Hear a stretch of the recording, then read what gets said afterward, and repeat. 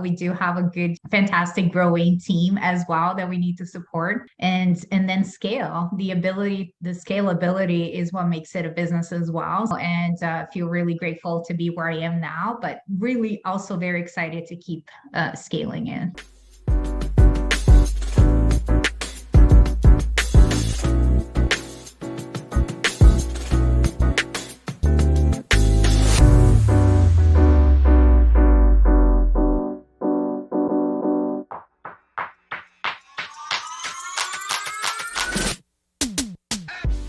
Yes, we have Adriana Ostapenko joining us this morning. Thank you for returning to come on our show there, Adriana.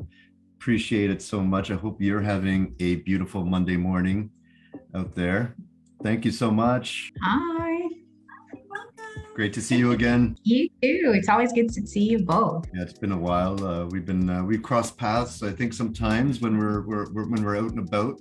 But it's nice to sit down with you and always get back into chatting with you, finding out what you're up to. You too. Always good. You guys are everywhere, as we were just talking about, and it's always good to cross paths with you.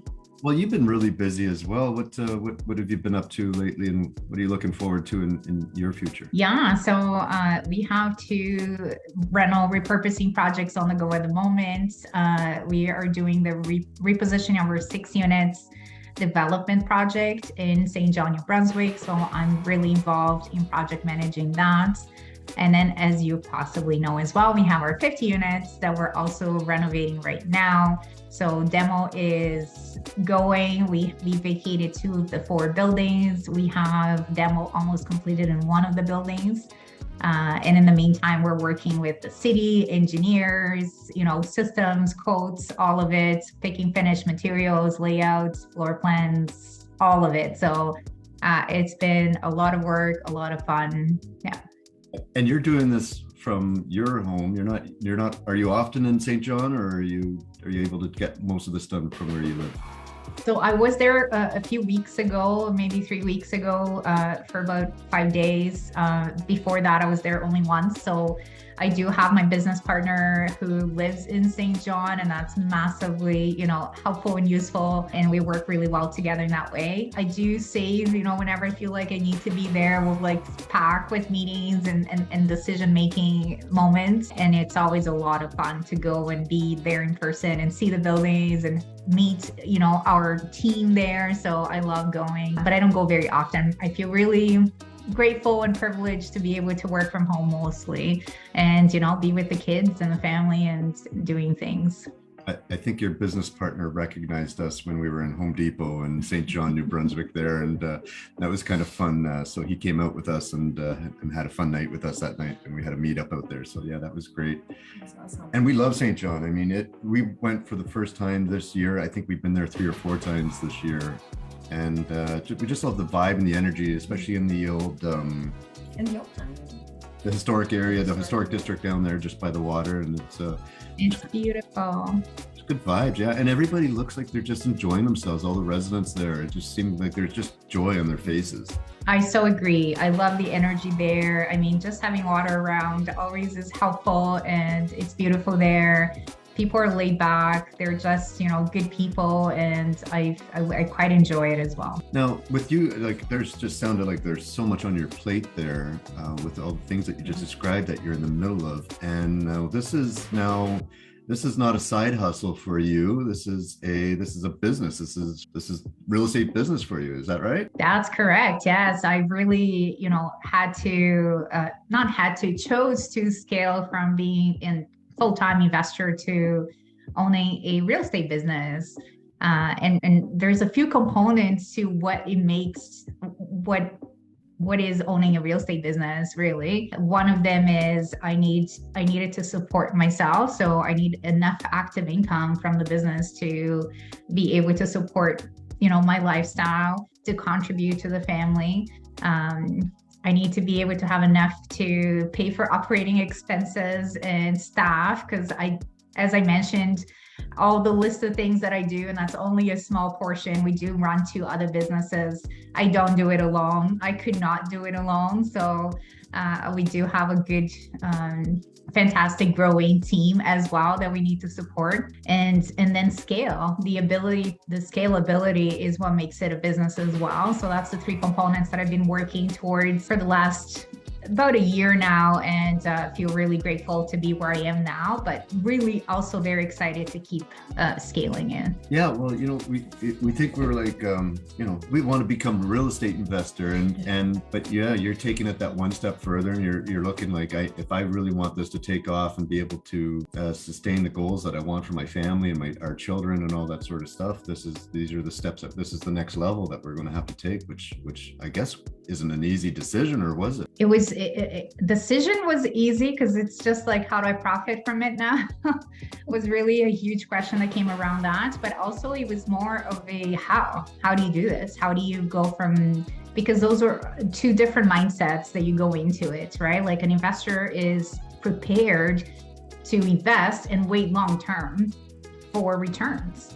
And we've done that too. Our first, really big success in real estate was we spent a few years putting money in and work and equity and all before we saw, a big return, which was amazing. And that's the investment side of it. But I wanted to do both. I want to be able to invest and see these big returns, as time goes by. But I also want to make a living now because I need to pay my bills and, again, pay for the team and operations and all. So the question became how? How do you put it all together and do both? Which to me is the most amazing business I can possibly have. We have other businesses, but this one takes my heart because I'm really experiencing not only, momentary success in the short term of getting paid for what I do, but also the big success of owning real estate, and building our net worth and our equity in the long term as well, which is very exciting. Incredible. I mean, I've seen some of the projects you've got on the go, so it's totally inspiring to see that, what you're doing there. But I mean, like on this journey of creating this real estate business, you're not doing it alone. Did you have to reach out for some advice on how to scale, or what did you do to help you feel confident in taking those next steps? Yeah, I do spend or invest a lot in myself. Myself is number one always, because if my mind's not right, if my heart's not right, then it's not going to come out right in my business. So that's my primary focus always. I'm part of different masterminds, education groups. I have coaches as well. And I'm always, networking and continue to gain clarity on, hey, what are the next steps? I don't need to know the next 20 steps. I only want to know give me what the next 2 steps are. I'm going to do the next 2 steps, and then we're going to gain more clarity, because it's really about a process of becoming somebody else. I was a full-time investor. Now I want to become a full-time business owner. That's me changing who I am in the best possible way, just experiencing clarity and better versions of myself to accomplish the goals that I want. So I can't do that from 1 to, to 20. I can do it one day at a time and one step at a time. So that's really all I need to know. Give me the next 2 steps towards my goals. Let me go do those. As I'm doing them, I'm becoming somebody else. I'm gaining more clarity. I'm learning about myself. I'm becoming better. And then the next 2 ones all of a sudden become a little easier. And you're really breaking it down and taking 1 step at a time. Wow. So in looking back then, what would be, I guess, your kind of number 1 step or reflection from those of us that might be making that transition, or are at least considering that transition from that investing mindset to now having a business? Yeah, so lifestyle clarity is my number 1 advice to anybody. I think we focus sometimes too much on financial clarity. This is how much money I want by this time. Let me break it down. Let me see how many deals I need to get.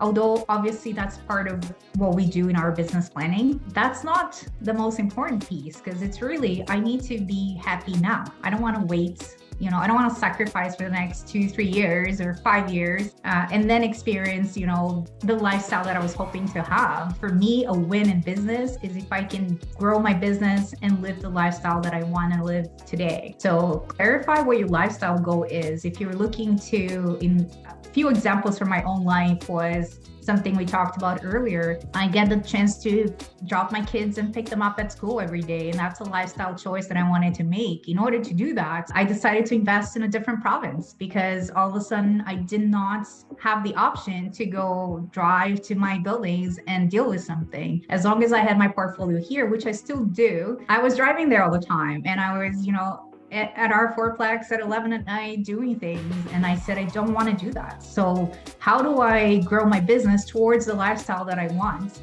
to have? And that was part of it. Spend some time there, gaining clarity. What is the lifestyle that you want? And then create it in that direction. Lifestyle clarity. I like that. Yes. That makes it seem achievable. It's putting, what do we want out of our lives? And then that kind of makes us set up that strategy to achieve those goals. And so we can enjoy that lifestyle clarity. That's awesome. It puts it in perspective. So thank you for sharing that, because that perspective is also not getting so focused in the dollar amount, which is part of our whole conditioning and mindset of growth, but also is attached to our 9 to 5 that we used to have, right? Because it's that part of cycle. So it was great that you share that. Now, as you establish your business and you have continued with that mindset, did you have to redefine your strategy to which focus perhaps would it be? Would it be commercial? Would it be multifamily? Would that be the next step? Yeah, so there's definitely a continuous evolution to what the business is, who I am, as I mentioned earlier. In terms of where do we go next, we love the multifamily space. We plan to continue to grow that out. We want to continue to scale that side. We've just optimized it and systemized it, and we'll continue to do so as we go along as well as put the systems and people in place to be able to scale. I am doing a development currently. This is my first development, so I'm excited to see how that's gonna, come about, because I would like to have that branch to the business as well, wherever it makes sense. We are building multifamily, so kind of marrying the two things, but I'd like to grow that out and see where that takes me on the development side of things. We are exploring some commercial as well, but nothing that we really put our focus into. We currently have an offer on a mixed use building that has both commercial and residential. So that would be my first commercial side of things. So looking forward to experiencing that as well. Nice. I do like trying things out first before committing to this long-term, this is my business now. I've never done a development, but I'm going to grow a development business because you know what? I may not like it, or I may not, may not be a good fit. That's possible. So I like trying it out. I did that with the multifamily, started with the 7 units. Okay, let me see how that goes. Let me feel it out. And it was great. So I did another one and another one and another one. And really, from there, I had enough clarity to say, okay, I can make a business out of this because I love it. It makes sense. It's working. And I'm going to do the same with these other areas as well. So when you decide to make a business out of this then, and you're going to that, what are some of the other responsibilities of people that you've had to bring on? Or do you have an assistant or these types of things? What type of employees or contractors do you have in that system? Yeah, we have a sizable team, although they each have their areas of expertise. So something that's dear and near to my heart is marketing and sales, which is I focus quite a bit on that piece of it. I have a sales background, so I love it. Obviously, I raise all the capital for our deals and to kind of take care of that side of the business. Really for us, what we needed, again, marketing and sales. So making sure we're bringing in investors. We needed acquisitions to make sure that we're bringing in deals, and we need operations to make sure that, we're fulfilling what we've committed to delivering to our investors. So that's really the 3 sections there. I have a business partner who takes quite a bit of the operations side of things. He has a full-time employee under him that helps him run and operate that. We'll continue to add people as we grow along. On my side here, I have a marketing team and I have assistants as well that help me run this side of the business too. And then we're just we also have a finance team, which is bookkeeping, accountants, and somebody that's just making payments, taking care of the day-to-day reconciling, receipt organization, all that side of things, making investor payments. So it's kind of what the team we have currently at the time for the multifamily business. And we look to continue to scale that as we go along as well. That's incredible. That's incredible. And it's great that you shed that little light, right? Because I know when you're making that transition to a business, a lot of the investors in conversations, they have had a challenge as to what is the task that I'm willing to, let go or contract, so then I gain the freedom of my time. So you were able to now identify at least 4 segments that you like, no, we have a team specialized to do that. A couple of things there. As a business owner, your main responsibility is to focus on income producing tasks. Anything that's not income producing, you gotta outsource, because otherwise, how are you bringing your business into your business? You need to keep growing. And again, in our case, between Ben, who focuses on the acquisition side of things and bringing deals, and I focus on bringing investors, we keep the business moving forward and having, new opportunities to bring to the table, whilst our staff and team takes care of, sending emails and producing some content and posting for us, following up with the tenants. So we have the operations side of things and the sales and marketing piece. So when you're thinking of your business, what is going to bring income to your business? Focus on those tasks. Anything that does not, start to outsource some of those to others as well. Oh, that is awesome, because I think it was at a different level of scaling their business, but it was Nick that said we were ready for a CEO, because they hadn't operated a business. So they brought a CEO to help them run that business. So I love your aspect to that. If you're not bringing the income, then outsource those tasks. Yeah, and it was during that episode with Sarah Larish and Nick Skalkos that they were mentioning about the different types of ways, because you think, well, wait a second, I got to pay somebody, and now I'm going to be losing some of that money we're bringing in, and how can we do? Maybe we're not at that level yet to pay somebody. So what other ways can we? And they were talking about different ways that they can find the who, not how, kind of correct type of person to fit into their business. Have you experienced any unique ways that you've brought somebody into the business with you? Besides my partners, no. So with the partnerships, that's really how it started. That was the creative way to get started, was sharing responsibilities and tasks with another partner, but we're 50-50 and everything.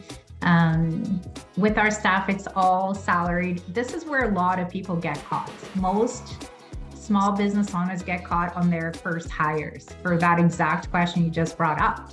How do I pay them? What does that mean for me? Now I have less money that was supposed to be coming to me. Most people get caught there, and then struggle to scale because they're, in this conflict. Here's what I'm going to say about that. If you have enough clarity that you are building a business, you don't have an option than to hire. Businesses are made, are run by people. They're not run solo. There's no such thing as a solo business. The whole point of a business is that eventually it's a machine that's producing continuously the same results or repeatable results for you, hopefully continuously improving those results as well. So in order to do that, you need to scale. If you're operating with strong conviction and belief and excitement in your business, money's gonna come. There's no way it will not. Hiring people is actually going to help you get to your goals faster, not the other way around. So it's a mindset shift that needs to happen for a lot of smaller business owners on how to start building that business with confidence and belief that it's going to produce more than and that's been my experience. It always produces more than it didn't if I didn't have the people in the first place. Well, there's your motivational Monday. Yes. That's awesome. Now we're going to go get started on the business and get this put together. That's amazing, Adriana. Thanks so much. Curious to know, just before we wrap up, is there any recent podcasts or books out there that you've written that you want to share with the group that you've read lately? Yeah, that's a great question. I haven't really dove into the book that I'm reading currently is called Effortless. It's been very good. Again, that's kind of reaffirming that mindset that things don't have to be hard or challenging, that it's possible to have a life and businesses that are pretty smooth. And it really, really comes to how your perspective about it as well. So really good book. I don't remember who wrote it. I have to catch it, but it's called Effortless. In terms of podcasts, I listen quite a bit to mindset type of podcasts as well.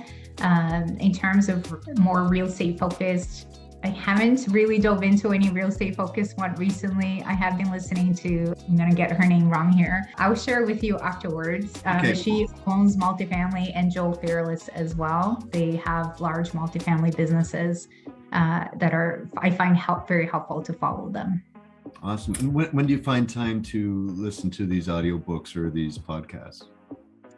I don't do a lot of TV watching. That being said, yesterday I was on the couch for quite a bit of the day. So I do have days of like nothingness and just, but I don't watch TV often. I'm not into the news. I'm not a fan of reading things that are going to bring negative thoughts into my mind. So, from the moment I wake up, I'll usually put like a podcast on as I'm getting ready for the day. I'll have it running in the background. As I'm doing tasks that are a bit more mindless on my computer, I'll have it running in the background. When I go for walks or workout, I'll be listening to very often a podcast. Awesome. That is awesome. Immersing yourself in it, day in and day out. I love that. Yeah, that was part of the conversation on last week's episode with Emily Garrett Louis and Anson Lou. In terms of just surrounding yourself by the knowledge, even though you might not be able to pay attention to every word that's being said. In Emily's case, she told me that she listens to it while she's working out. And I thought, which I need to start doing is getting back to working out. But when you're working out, I'm thinking, I thought you're paying attention to the biceps or, the muscles that you're working and all that sort of stuff. And she said, yeah, so she's not always taking it all in, but she's surrounding herself by that, and subconsciously perhaps it's coming into our system and making a difference in there. So it's amazing to get those types of tidbits. Do you agree with that in particular? Like you said, you actually listen to them when you're working out? Yeah, I agree. It's obviously you don't pick up every single thing, but I'm not trying to. Honestly, I'm trying to listen because sometimes I'll hear the same episode twice and I'll get completely different things out of it, because it's really about how am I ready to receive what it's saying.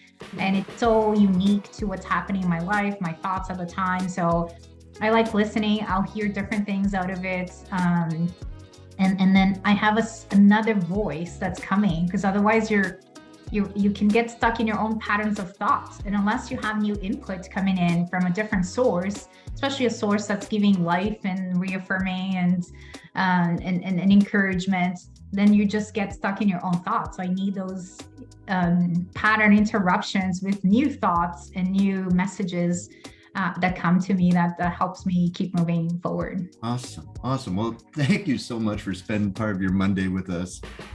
Lots of golden nuggets out there for everybody to feel confident in taking the next step in their journey.